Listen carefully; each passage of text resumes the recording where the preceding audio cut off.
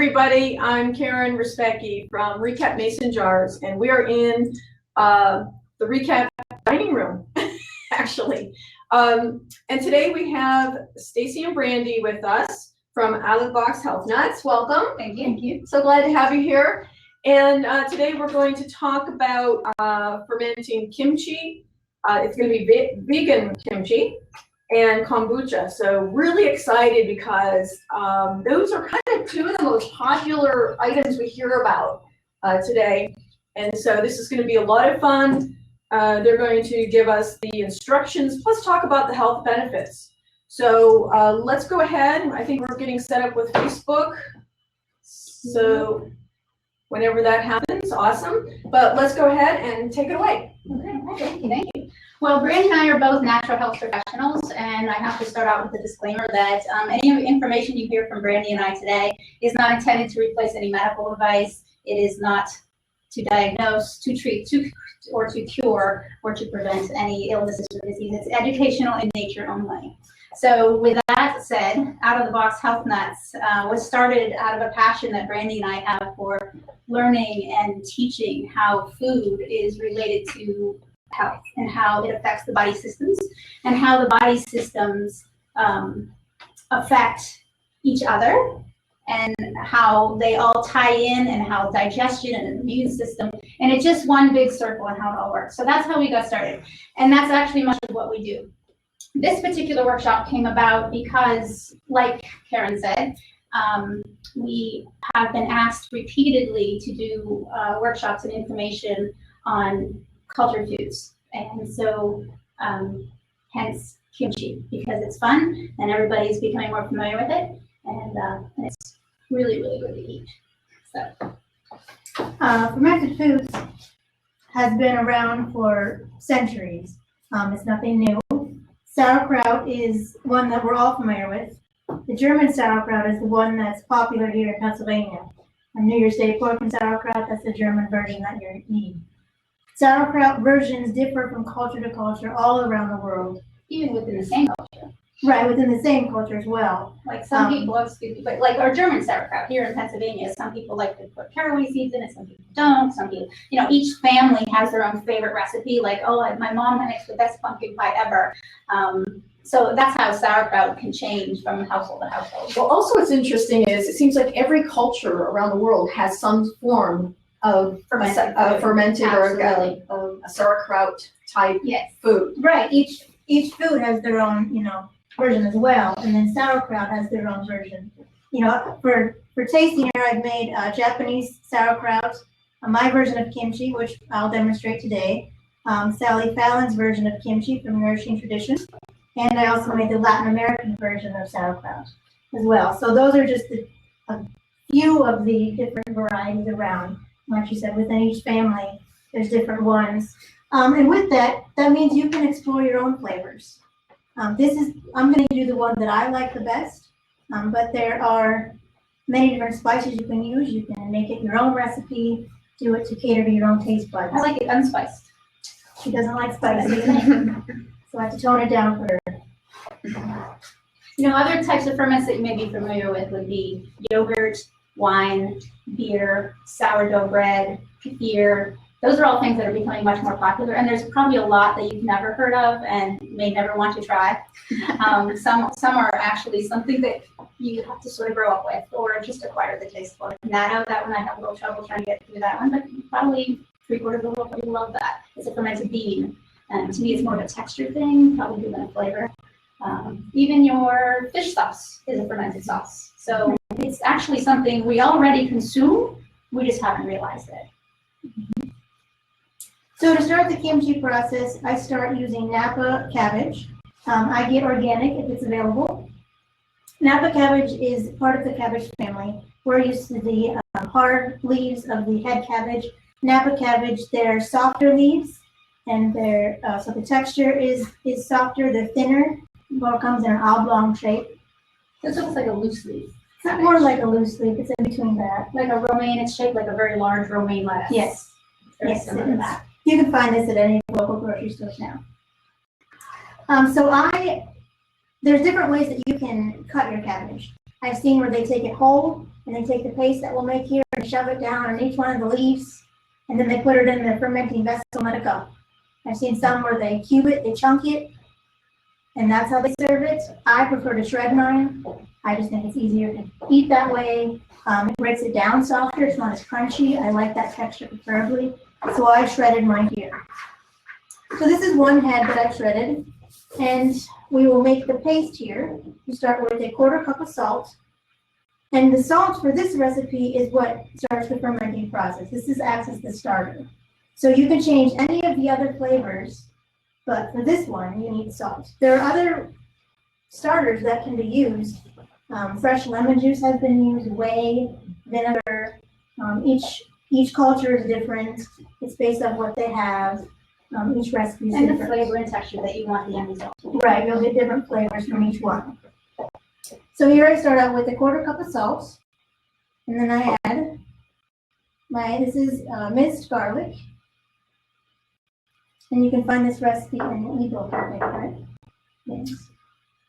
Yeah, so, into the camera. We also have an ebook available for download at masonjars.com, and it has several fermentation recipes, and we have the kimchi, your kimchi recipe, as well as kombucha in the download. So go to masonjars.com and do the download. Okay, thank you. So then we have the ginger here. And this is Korean red pepper flakes. And for my recipe, this is what we call the flavor bomb of the dish. This gives it a lot of flavor. You can use chili flakes, your own chili flakes. I've used that before, but it gives very different flavor as well. And then we add a little bit of water because we just want a paste consistency so that it'll smooth around, it'll mix well with the leaves here. Now, the folks that do the fish sauce, which a lot of recipes do call for that, that's where you would make the paste here. Yeah, This is where you would add that? you would add your fish sauce right in here, yes. And we will oftentimes use the liquid amino acids in place of any fish sauce or any soy sauce in a recipe. Yeah, Bragg's amino acids, which There's a lot of really those. There's a lot of those. We're gluten free, and there's a lot of those types of sauces that have wheat base in them. So unless you have a really high quality of those, or if you're vegan, you'll want to switch out to something different. And we don't notice a flavor difference really, between the amino acids and soy sauce. I prefer the amino acids because it's not as salty. right? You can control your flavors a little bit more. Yeah. All right, now that I have a paste, it will go directly onto the cabbage.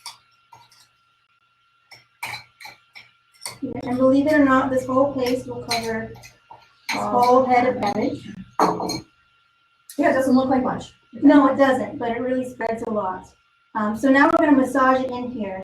And part of the massaging, I'm squeezing it as I go because I'm just helping it do to help it break down a little faster, get softer while it goes here. You're so gentle. I'm like. You can make it a workout. Yeah. And so this wouldn't technically be dry salting because it's actually a paste. So do you also consider that part of the family of dry? I would consider it within the dry salting family, yeah. And in our household, we use a much larger bowl. And we do 3 to 4 to 5 times a time. So that's where the workout comes in. Can you see what it looks like then? Yeah, it's very dry so far. So this will break down to less than half of its size. All of that will fit in this jar with some room. Wow. That's amazing. It'll produce a lot of liquid because what we're doing here, the salt is drawing the water out of the cabbage. And so it makes its own brine, which is very handy because you don't have to make your own brine with other ferments. Right, This one creates its own. right, which is great. This is where the love comes in. It's very true. You spend a lot of time in reflection and prayer and thoughts while you're doing this. And you can already see, if you don't mind, it's already starting to look less dry. And it's only been a few minutes. And this will produce a lot of liquid. And Brandy was recently reading up on some fun facts on how some sauerkrauts have been used, we would share. Sure. So centuries ago on sea voyages, there were actually fermented foods on them. They had, between the 14th and the 17th century, about 200 million sailors died to scurvy on those voyages. So scurvy was a really big problem that they had to. It was a very horrible, long, painful It is. passing. You can look up the symptoms if you want. They're not pretty. They're not pretty. But it's a vitamin C deficiency. And until 1760s, when Captain James Cook did his sea voyage, he required that there was barrels of sauerkraut on his voyage, and sauerkraut is loaded with lots and lots of vitamin C. And on that voyage, none of his crew members died from scurvy. I bet they got sick of the sauerkraut by Probably. the time the trip ended. Probably did. But they But they also also carried, brought- they also carried beer and wine Oh. and all kinds of That's other not bad. things. but it was one of those things that's an eye-opener when you learn that, sure, they always carried ferments, but until they started carrying sauerkraut or something high in vitamin C, they still had some serious Right, that's illnesses. really interesting. So just as we have to eat several different types of food to get several different types of nutrients into our bodies, same holds true for ferments. Ferments are fantastic.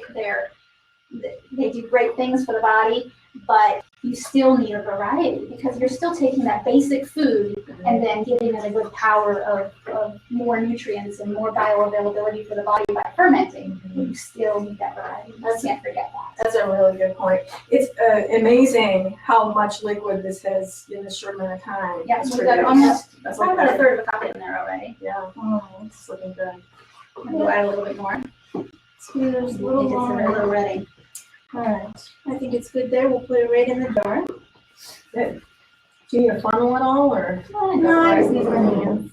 Okay. We use a 1 quart clean jar. We'll put it directly in here. And when, I just found this out, over the holidays, I was teaching my family how to ferment.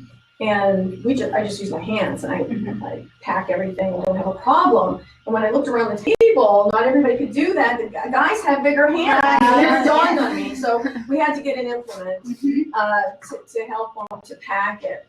Which, until you actually work with somebody that has big hands, you don't really think that. Right. And we want to pack this down, not just to fit as much as we can in there, but you don't want any air pockets in your ferments here. Because if there's oxygen in there, it'll be more likely to mold.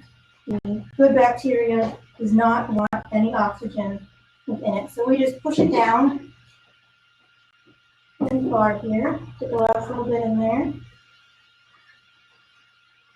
Don't want any to go to waste. Okay, and then we'll put the rest of the liquid in there because we want the vegetable to be submerged under the liquid. It also keeps the oxygen out, works as a seal. It protects it helps protect it from any invaders that might be coming in, any bad bacteria. Now, there's no way to totally eliminate bad bacteria, but that's why you want to give it the best shot at the beginning to produce very good bacteria, because that's how you win the bacteria war that's always going on. You always have to have more of the good to keep the bad under control. And otherwise it goes the other way. And that's when you see those funny things or it smells off or things like that. Those should be fairly obvious to you. When it smells a little odd, you have to question, did I do everything right? Does it look okay? And don't be afraid to get on Google and ask the question, because there's a lot of answers on there that help out a lot. I know the first several, not just sauerkraut, but ferments that I did, I got really nervous and I threw them out. And then I'm like, no, I'm going to master this. And so I did it again. And then I asked a lot of questions, read a lot of books, and actually this was okay. So I think it's just being nervous that there's something new going on more than that there was actually a really big problem. Because I think the problems, now that I'm a little more experienced, are more obvious than you think. You're like, oh, that smells wrong. Like, I don't want to eat that. And that's probably true. So. Okay, so I use a jelly jar as my weight. There are different weights you can use. You can research that on your own. We use those too. It's perfect. Yeah, Great. it's real easy. Everyone has these in their home. We use it down just to help keep the vegetable from coming above the liquid here. Look at you, how perfect that is. Mine always overflows the first time, or not enough, and I'm always fussing with it. I'd rather have too much than not enough, though. We usually set it in a bowl because as the air works out of that and the CO2 works its way up and through that, it will come up and leak over. And you really, it's okay. Right. That some of that happens. It only usually happens for the first couple of days, and then you're free to go. But one thing I have learned in the different types of vegetables that you're fermenting, when you're using a shredded vegetable, because sometimes you do carrots or whatever, but when you're making some sort of a kraut, you'll oftentimes notice that the air isn't escaping up and out like it should be. It's getting stuck between the layers. You need to go back in there, but it's okay to take it out, use everything clean again, push that back out under there. You might have to do that a couple of times the first couple of days, and then it should settle down and all will be well. You want that air out, and you want that liquid to be down in there as much as possible. But don't be afraid of that, but please just be aware of it. You just gotta pay attention to them. Yeah, I just need to check on it every few days, see how it's going, make sure it smells good, make sure it looks good. That's never usually an issue if you're using chunks of vegetables, because there's plenty of room for that kind of stuff. That's the one thing I think people get, are most surprised about is that it's okay to open it up and, Yes. you know, Touch it, taste it, feel fix it. Exactly, yes. Yeah. People are like, Yes. oh, you're allowed to open it. It's like, yes. And it's nice because as I was making these other ferments, they smell one way going in. 4 days later, they smell different, and then 28 days later, they smelled so good. You know, it's the fermenting process changes the flavor. We can get past the first week sometimes. Because sometimes the smells are like when she was making some of these fresh garlic and onions. So the first couple of days, the house you walk upstairs, you're like, whoa. Oh, that's right, she's fermenting. But then it calms down and then it's a lovely smell. Like So we're going to add one of your airlock recap lids here. And the cap helps keep that smaller jar down. And that's pretty awesome, that looks good. All good? There you go. And this will be, we let our kraut ferment sit for 28 days because 28 days is the time period needed to obtain all of the strains of the good bacteria that you want. Nice. Okay. I'll clean up here if you want to review. Good job. Some of that. So fermenting is pre-digested food, making the nutrients more bioavailable for your body, giving it a head start as well. It also creates a self-preserving acidic liquid called lactic acid, which converts food sugars into energy, which is incredibly beneficial to your digestion. Lactic acid also works as another preservative that inhibits the growth of carbobacteria and making the environment surrounding the food too acidic for the bad bacteria to survive. Therefore, keeping the acid at a level where the good bacteria can thrive and creating a powerful probiotic is much of our goal of fermenting here. There's a lot of nutrients, good for your body, packed into these easy to make ferments. Are there any questions on the sauerkraut vegetable making so far? We're good. Any questions online? Nothing on Kickstarter. Okay. Nobody else? Anybody else have questions? Okay, has anybody here made their own krauts before? Anyone? This is all new to some of you. Well, it's once. All right. How did it go for you? Oh, it went very well. Yeah, what did you make? It was a sauerkraut I flavored with garlic and turmeric and some red chili flakes. Nice. I figured out the idea after I bought the Jacob's Raw one at the store. I'm just gonna try it. Just gonna go for it, and we'll see. And I also tried fermenting a kohlrabi. Yeah. Mother gave me, and I just set it out on the counter, in a jar with those red sealed clasp Yes. shut. Right. And I just fill it up, and I just let it sit, and it wept out the side, and it turned out great. Beautiful. Very nice. Cool. We do have a couple questions now. Do you store in light or dark? You want to keep it out of the light, and you want Water temperature ranging between 65 and 72, not too hot. The hotter it is, the faster it's going to ferment, the more likely it's going to spoil. Okay, the colder it is, the slower the ferment. So after my 28 days, I bottle it in whatever bottle I want, or I'll just change out the lid and I put it directly in the fridge. It'll last for months because the refrigeration temperature slows down that fermenting process, so it doesn't continue to ferment so much, and it stores wonderfully in the fridge. And some people ferment a lot longer, like 28 days. I know people who keep sauerkraut for months, Right. defrost, or Yeah. even years, and Yeah. I've never been able to attain that level of commitment, but you can.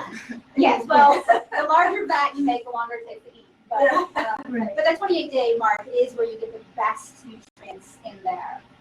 And that's why we like to wait that full length as much as possible. Right? That's when all the possibilities of what probiotics could have grown into it. And then they just maintain from that point on. So, I'd like to mention that there's different vessels you can use. We're using the jars. I prefer using the crocks. I learned that crocks and jars have a different flavor. Just using them to ferment it, they come out tasting different. And then I think you answered the second question. After the 28 days, can you take off the airlock cap and add a regular lid? Yes, but you're not going to want to store it in the cupboard anymore. right. It needs to go right into your You fridge. need to cool it down, or a cool cellar or something like that, because it will continue to ferment. So you don't want to block it and seal it, and then leave it on counter, 80-degree weather, and forget about it. And one more. Are the Korean red pepper flakes available locally in Erie? Yes, they are. I got mine at Wegmans. Korean red pepper flakes. Yes, they are available. Do you want to talk for just a second on the different types of kimchi that you make? Because you have the Japanese style, you have your own, you have a Latin American one, which I don't think I've ever had. I've had Korean and other styles. Briefly, just talk about what makes them different. Yeah, the Japanese one, it actually has That's this one. it has fresh lemon juice in there, and I use my liquid amino acids in place of the soy sauce. Okay, so So lemon that's what makes juice. that one Yeah. different. There's green onions in there as well. This one is the one that I just made for you. It's got the garlic and ginger and Korean red pepper. Korean red pepper. This one is from Nourishing Tradition, Sally Fallon's book. Followed her recipe. She doesn't have Korean red pepper. I think she You have uses carrots in there. There's carrots in there, and there's green onions in there, and she uses, I think, chili flakes. Okay, She likes a bit chili. that's interesting.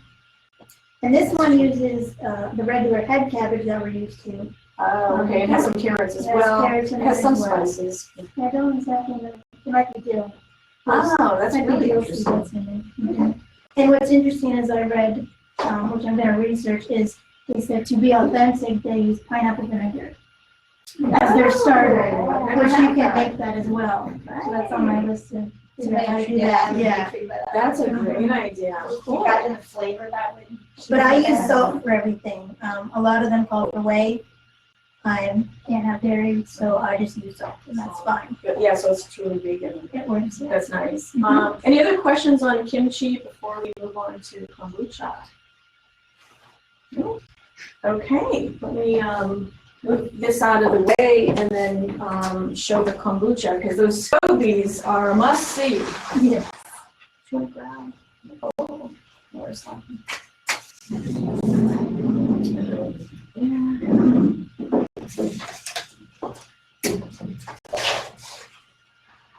Has anybody tried kombucha before yet? Yeah. No.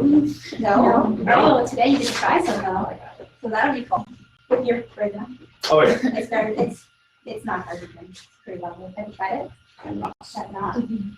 I haven't, but I don't remember, so let's say it didn't. Okay, all right. It's good fun. There's also different versions of, just like that type of ferment, the sauerkraut and things like that. You can flavor your kombucha any way you like to. There's some basics on making the first basic ferment, the basic recipe, but then after that, all fun can happen from that point on. And it's very, very easy to make. So this is nice, so everybody can see what's going on here as best we can. So to give you a first rundown, kombucha can be called, it's been called champagne tea, it's been called a tea beast. There's just tons and tons of titles over the centuries that have been given to it. One is called the SCOBY mushroom, and that's unfortunately not a very accurate type of description because it is not a mushroom. It is not a fungus by any means. The SCOBY itself stands for a symbiotic colony of bacteria and yeast. So that's how we get that short and SCOBY version of that. Very, very easy to make. We start out, and this recipe is just going to be starting out with the quart jar, and you'll just add I lock some tea bags in here, like so. What kind of tea do we use? I would always recommend that you start using black tea. Black tea is safe. It can be fermented, it can be brewed longer than 10 minutes without turning bitter. Once you get that, and once you have enough SCOBY to start practicing and doing other things, you can span out into the green tea. It gives it sort of a more of a mellow, mild taste, the green tea. I like the green tea a lot better. You do not use your mother SCOBY, I'll call it, your main SCOBY to use teas like anything with oils or fruits. Spice teas oftentimes have oils in that spice, or herbal teas. Those will over time damage and weaken your SCOBY. But feel free to use your extra SCOBYs to make a few flavoring batches of those. So therefore, when it becomes weak, you can toss it and keep going. But that's part of the fun of trying all those things. So you add your boiling water on, and I'm just going to put about 3 cups in this, or thereabouts.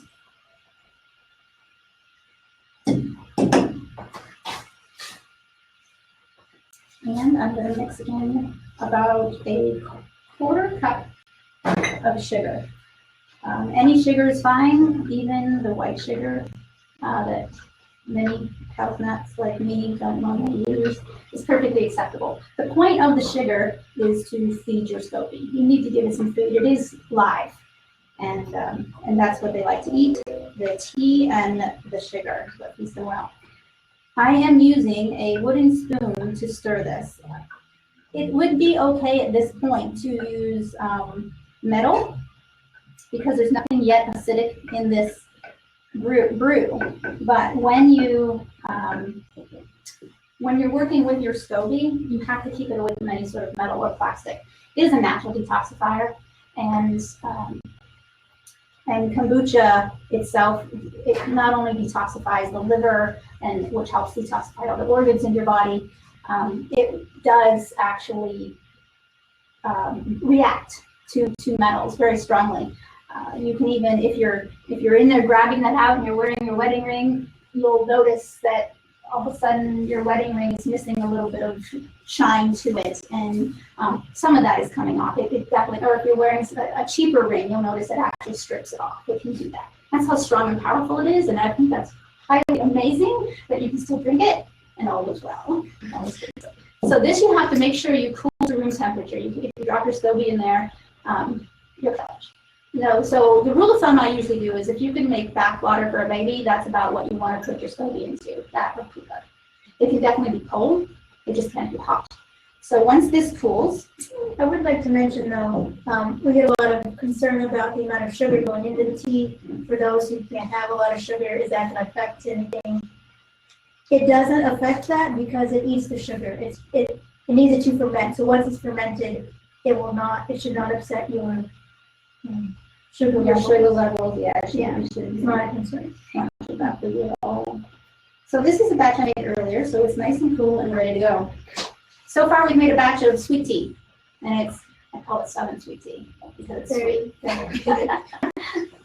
Very, very sweet. And I brought with you today a couple samples of the SCOBY. Before I drop that in, I wanted to show you what that looks like.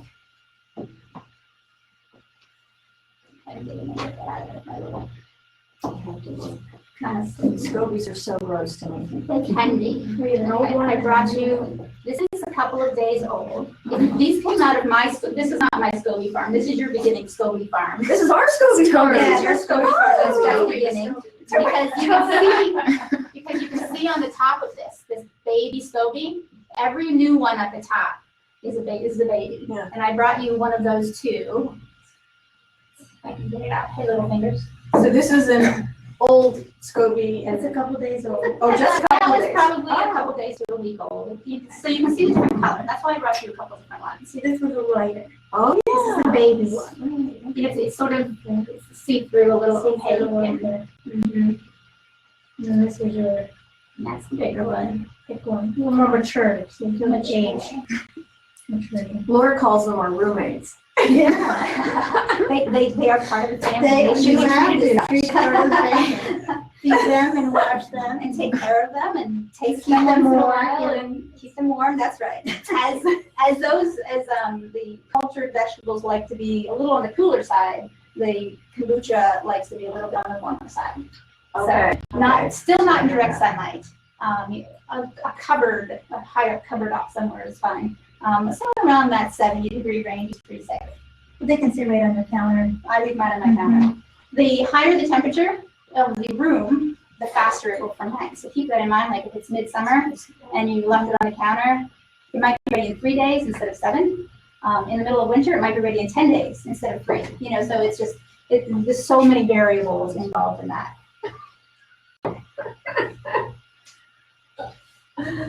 Yeah. So I'm gonna just take this one and I'm gonna show you that you don't need the whole SCOBY. You can just take a piece. You can drop that piece in there. Because it'll form to seal on the SCOBY works. See how this one, the baby, it's formed to fit the jar. It works to seal in it. So it keeps any of that oxygen or any of the bad germs that may get in there. It's protecting the rest of the liquid. And that's what this will do. It'll grow to the side of the jar. Right. This one won't grow. It'll create that new one. Oh, okay. Yes. This one does continue to grow, but that's not the one that's going to do the sealing. Like these are all the old ones that were in here before, and they just add their bacteria release and start creating that new baby one. And it doesn't matter which one we grab. Nope. To do the new one. And when you buy a store-bought one, there is a little. There is a little bit in there. Sometimes you'll get a nice chunk.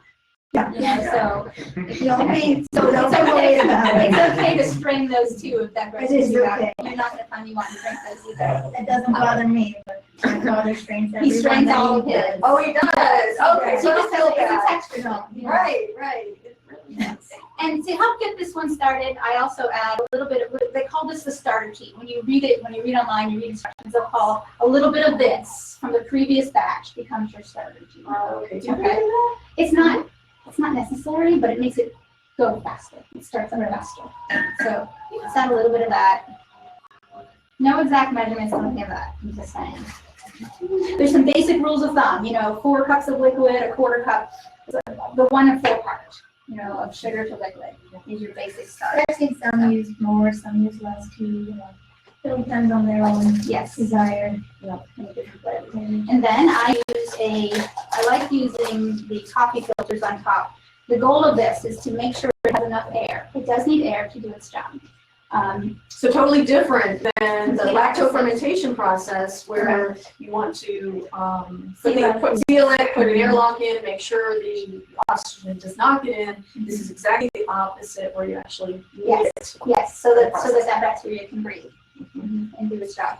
And this also is a great way to keep fruit flies out because it seems to me that it's like bringing home a banana. I don't know where they come For from. some reason, these things just show up out of the blue. It's like I don't carry them in my pocket, but they do show up. If you do get critters in your SCOBY or in your batch, it is not a salvageable batch. You cannot do that. So if somebody gives you, or if you purchase some SCOBY, I always recommend if you're new at it, cut it in half. Put one back in, feed it, create a batch, leave it safe somewhere. And then do all your practicing and stuff over on another one. And that way you'll start your own little farm and you'll always have a backup, okay? Things that can happen, if you over ferment, it will be vinegar. That's what it becomes, which is a wonderful marinade. Marinate your meat. It replaces apple cider vinegar in my house and all of my Dressings. dressings, the dressings. It is vinegar, so you use it as such. Okay, so it's definitely not disposable at that point. And that means you over fermented, that means you took too long? Yes, you let it went too long, the temperature is too warm, or you forgot about it. You taste it, you'll know. Yeah. Right. So I always encourage that when you're doing it for the first time, taste it right now. Don't drink out of the bottle. because you don't want to, never drink straight out of it, and don't use a metal spoon to dip in there. Pour some off, or use a plastic spoon to do that, but don't contaminate what you've already got going. But taste it on day 1, taste it on day 2, taste it on day 3, so you know what it's doing, so you get to know your SCOBY. Because I feel like that's very important. Otherwise, you're just guessing, is this right at the end? And when you reach a point that you really enjoy it, is the time that you want to bottle it up and start a new batch. And starting a new batch just means taking out your SCOBY, saving a little bit of the liquid, and doing this process again. When I also actually prefer the first batch to be over fermented for people. I recommend that. Don't get your hopes up in 7 days. You can do that if you want to, but I recommend you can even take off what you want and leave some in there and let it ferment for a couple more days, so that you can taste what over ferment tastes like. Okay, and it's not bad to drink vinegar. A lot of people drink apple cider vinegar. This is a good replacement for that. But then again, remember that nutrient value. There's still nutrients in apple cider vinegar that you're not going to have in this vinegar. Same thing, but you can mix them up that way. So, and then from this point, you can work on, if you're interested, you can work on a second ferment. And a second ferment, this is the store-bought, this is a first ferment, and that's what that looks like, and he strained it nicely for you this morning. And then a second ferment takes a little practice. It's not something we're going to cover in detail here, because this is more of a basic class. But very easy to do, and I can give you some quick basics, but don't take it as the end all and be all until you read up on it a little bit more. You would take your first ferment, and you would add about 1:4 is the ratio again. 1/4 is some sort of fruit juice or spice or flavor. I know some people will just drop some ginger in a jar and be fine with that, because then you're making like a ginger tea. And then you want to fill it up. This is a bottle that was previously purchased, so it's a store-bought version, but you can use anything with a gooseneck. The wider the bottle or jar, the more air and oxygen you're allowing in there. So the second ferment, the goal is to seal off the oxygen, because you're going to create a carbonation when you seal it off. So you eliminate as much of the oxygen as you can out of that. And then you seal it up nice and tight, and you set it on your counter for another day or 2. And be careful when you open it. That's all it takes, a couple days. It can take it, again, depending on temperature. And then after that time, you can stick it in your fridge, and you have if you have a good seal, and the least amount of oxygen is possible, then you'll create a ferment. And it's like opening up a pot. And sometimes it's actually like opening up a pot that you knocked over first. So keep that in mind. It's always good to probably throw a towel on top before you open it, and so you give it a try and see. But it will carbonate and carbonate well. And sometimes it does better than others. There's just not a magic way of a standard to get the same product every time when you're home brewing. It's really, really tough to do that. So we did put it in a mason jar, of course, but I think when it was done, we didn't fill it up, and we really should, to remove as much airspace as possible. Yes. In order to develop a little bit And of you have to have a carbonation. really tight seal that stays that way. And it would still taste good, it just wouldn't be carbonated. As carbonated. Right, Yes. right. It still Did you has a need little thing to them. a SCOBY for the second ferment? No, but it might create its own in a couple of days. You do not need a SCOBY, because that's why it's called a second ferment. Now all you're doing is adding flavor. And truly, if you don't like the carbonation at all, you can take a first ferment and just add your flavor to that and just drink it. Right. You don't have to have carbonation at all. Any questions so far on that? Yes. Quick question. Do you know if the kombucha still has caffeine content in it after it's fermented? Whatever tea you use will still have that same, it should still Okay. have that same, as far as I know. I will tell you that. And it can not necessarily will, but it can have a small alcohol content, which is why kombucha usually has some sort of disclaimer. Yes, they commercial can. stuff. It can have about 1% alcohol in it, somewhere It's around very there. minimal. Right, very It's minimal. hard, it's very hard to, it would be very hard to get inebriated from it, because that alcohol content lasts for just a very short period of time. And by short, it could be just hours. So to catch it would be probably, In the fermenting Right. process, In the right? fermenting process. Yeah, so legally they have to have a disclaimer. Yes, yes, Kombucha because it is can be in a there. fermented tea that has naturally occurring alcohol, so it's not something that anybody's gonna get buzzed on, but you should have the disclaimer, because there's some people that will have to Absolutely, avoid avoid alcohol. that, correct. Absolutely. We have a couple questions. Where can you get the first SCOBY to start?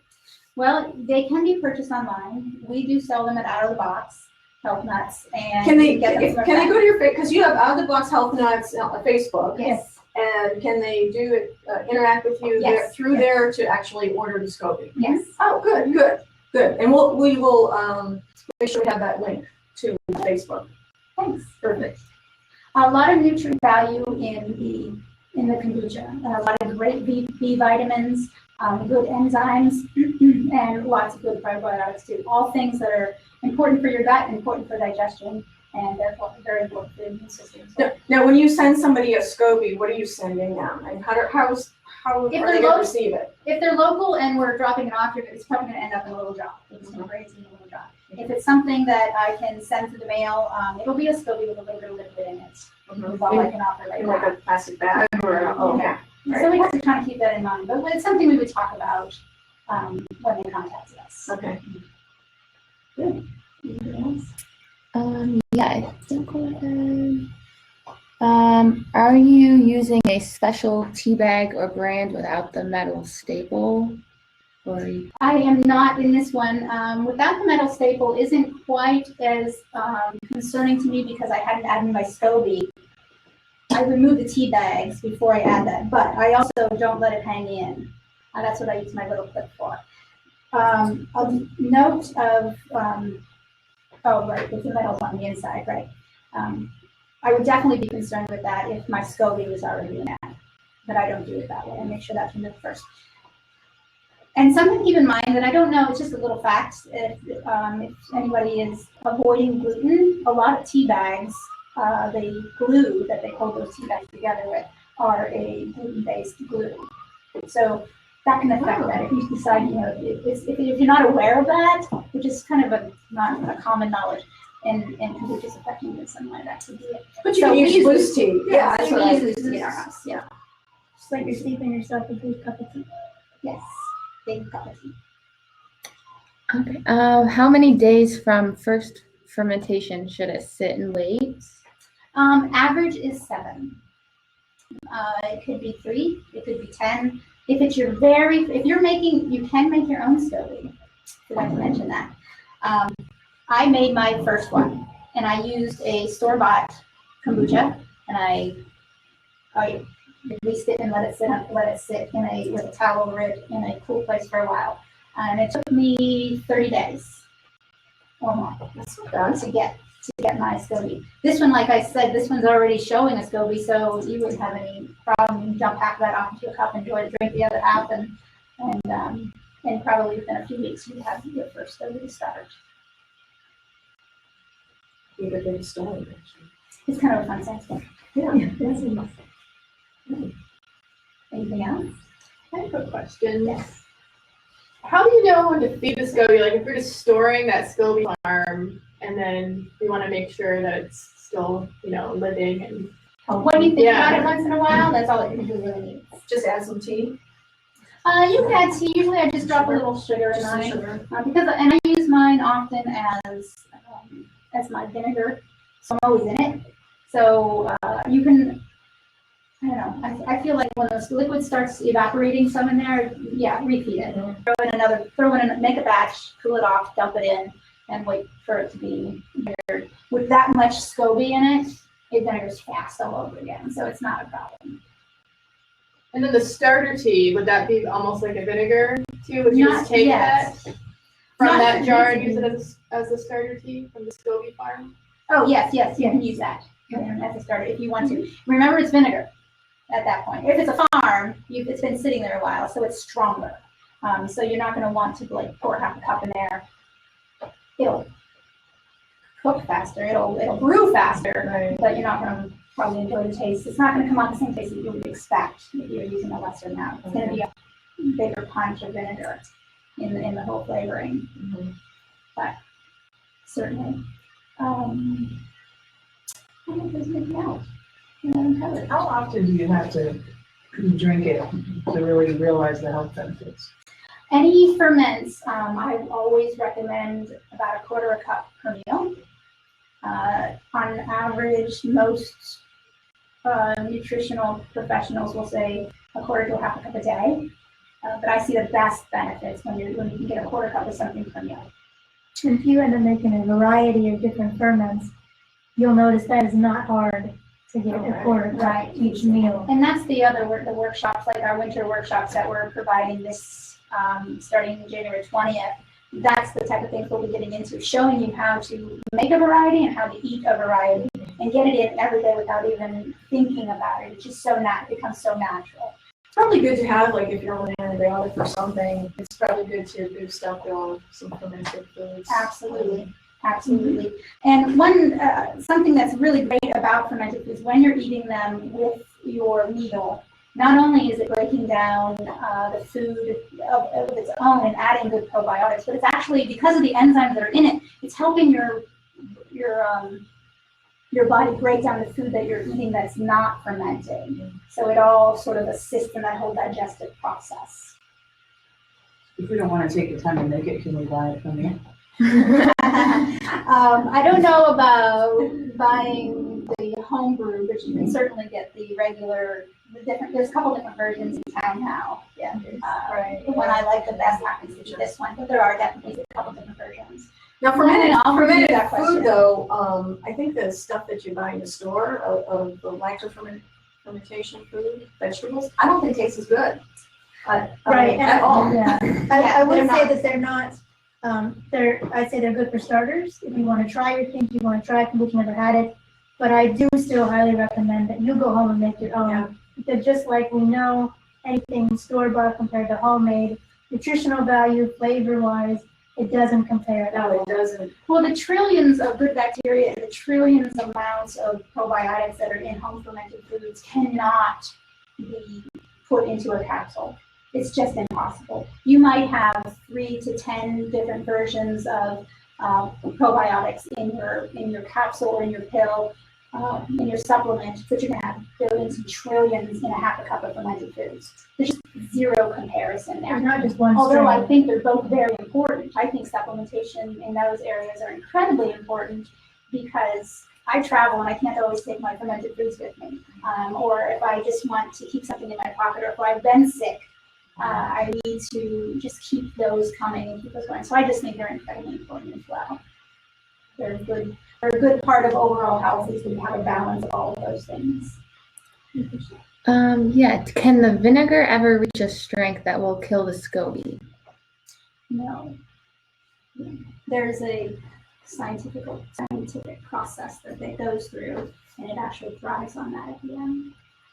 It doesn't start as vinegar, but it ends as vinegar, which seems odd because you don't add vinegar to begin with, because that would still it's a circle. A circle of things that I don't understand completely. Any questions? Now, I wouldn't be afraid of doing these types of things. I mean, the kombucha, the fermented vegetables have been around for thousands of years, and kombucha dates clear back to China like most health food things do, and it was very, very popular up until World War II when tea and sugar became rationed. So a lot of that knowledge went by the wayside, but somebody kept that little story going and started to share again somewhere along the line, and I'm pretty thankful for that. But it was used by warriors, by soldiers, by kings. It was in the common household. It was just everywhere, and it was very common. Because it's new to us in the Western world, we're always a little nervous. But if you can open your mind just a little bit. Yeah. Kimchi, I read that Korea, we get Christmas bonuses, they would get a kimchi bonus. Because in November was the time that they all, as a family, got together and a huge batch of kimchi to last them the winter. So it's been around for nothing. Well, good. We're going to do some taste testing. Okay. For those here, and you guys want to wrap it up? Yeah, we just want to mention we have a class January 20th like she said, we're going to teach you how to utilize these fermented foods, as well as it's just talking about how to be healthy, how you can afford that. So you're gonna have a workshop here in Erie, where else? It'll be more hands-on. You'll be able to make some food. You'll be able to take some home with you. Be able to taste You some get to things. taste different things. Right. Different than what we've already had here. And we'll have the link to your Facebook. We'll have that. Right, and all that the event details. is directly on our Yeah, Facebook find us page. on Facebook and we'll keep you updated. Great. Thank you. Thank you so much. Cool. And this is our fermentation ebook. It contains additional fermentation recipes as well as these kimchi and kombucha recipes. You can download it at masonjars.com and follow us on our social media networks if you haven't already to get fermentation updates. Awesome. Thank you so much.